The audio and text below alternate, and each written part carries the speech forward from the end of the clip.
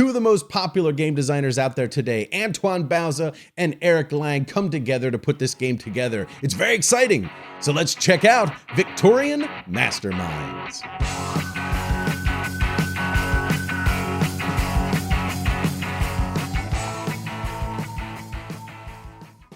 Sherlock Holmes has vanished and the villains of the world are running amok.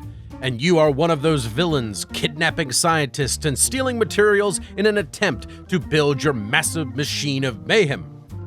Each player has a blueprint sheet on which they'll build the parts to their machine and a shuffled stack of agent cogs that they will send out to do their dirty work.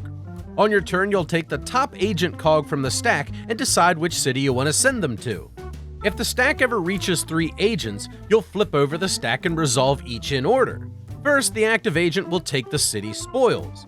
Copper plates and bolts are placed into the blueprint to build machine parts. If you ever fulfill the component requirement, that section of the machine is built and you gain its bonus. Kidnapping scientists and putting them into your laboratory will allow you to spend them later for a special action, like taking an extra turn. After claiming the spoils, you will then activate your agent's ability. The saboteur blocks the ability of the agent just below him. The number 2 will allow you to take the city spoils a second time. Your henchman will allow you to complete the city's mission card if you satisfy the requirements, and you'll score points. The engineer will allow you to activate your machine's powers. And the gunner will allow you to capture a building from the city as long as your firepower is equal to or greater than the Secret Service's firepower. This will gain you additional spoils based on which building you take.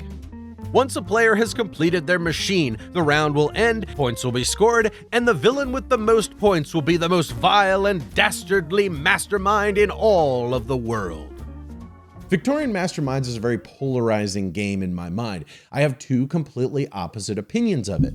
On one side of the coin, the gameplay is solid. There's multiple paths to victory. It's a unique style of action management. I really like the way this game is designed. It's good.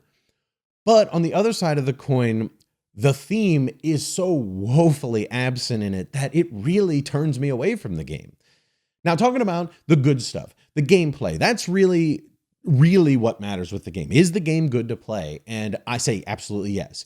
Antoine Bauza and Eric Lang designed this game, and they designed a very solid game. First off, the action mechanism in the game with those cogs. There's a stack of cogs. You draw the top one. It's one of the 5 different actions you can take, and you choose which city to put it in.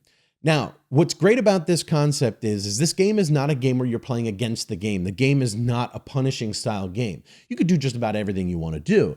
What the game is about is playing against your opponents. This is a perfect heads up game where you have to outthink and outplay your opponents. You have to predict what they're going to do and play accordingly. You have to be reacting all the time or preempting their actions in some capacity. I really like that. So you choose which city you're going on, and one of them is going to pop, basically. If it ever gets 3 cogs on it, you're going to activate that city and all the people that are in it. And I like this concept because it's a really snappy game. It's really fast. If you're simply putting a cog out on the board and there's only 1 there or 2 there, your turn's over. Boom, around the table. The table goes around and around really quickly until you have to resolve one of those cities. So the game pacing is really good here.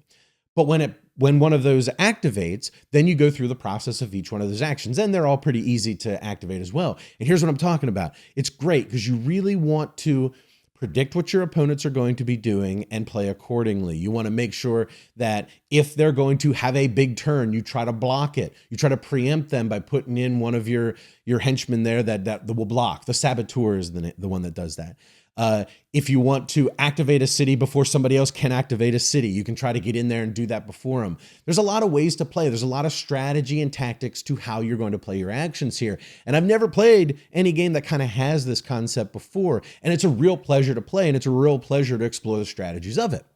The other thing I like about the game is there's plenty of paths to victory here. I mean, you can score points in all different ways. You can score points from collecting the Da Vinci Codex books, which is, you collect those tokens. You get a bunch of points for that. You can try to succeed at the missions in the cities. You could try to blow up buildings and get points for those. You could try to race to the end of the game and build your machine as fast as possible and get as many points along the way and scoring points for that.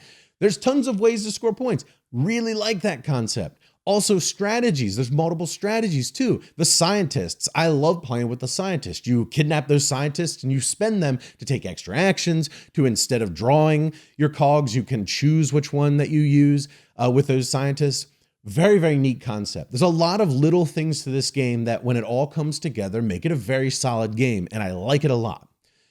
The other side of the coin is the theme. Like I said, it's woefully absent in this game. You look at all of the components and none of them mean anything. You know, the missions, for example, is one of the big examples is the mission cards. The mechanisms that make up the requirements for completing a mission have absolutely nothing to do with the city it's in or any kind of story of what you're doing to complete that mission. It's just collect some stuff or achieve something and go there and complete a mission.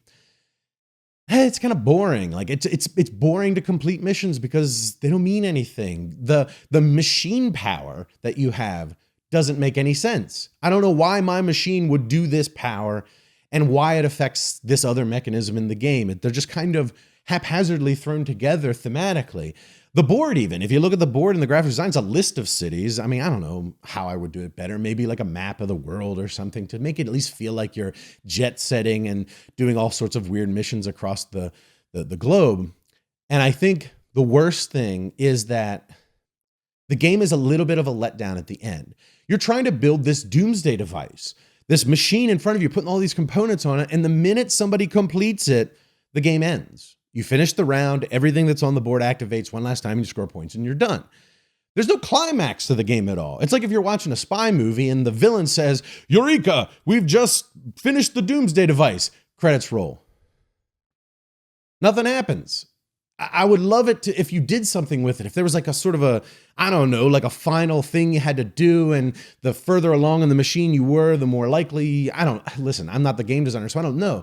It just feels like a letdown at the end. All of a sudden it ends. So this is the thing that makes me upset about this game is that I love it. The gameplay is solid. Everything about it works well. All the mechanisms, which is the important part, of course, they all work really well together. It's a fun game. Thematics make it kind of boring. And in this day and age, we're at the end of 2018 going into 2019. There's thousands of games releasing every year, and many of them have really solid themes and really solid mechanisms.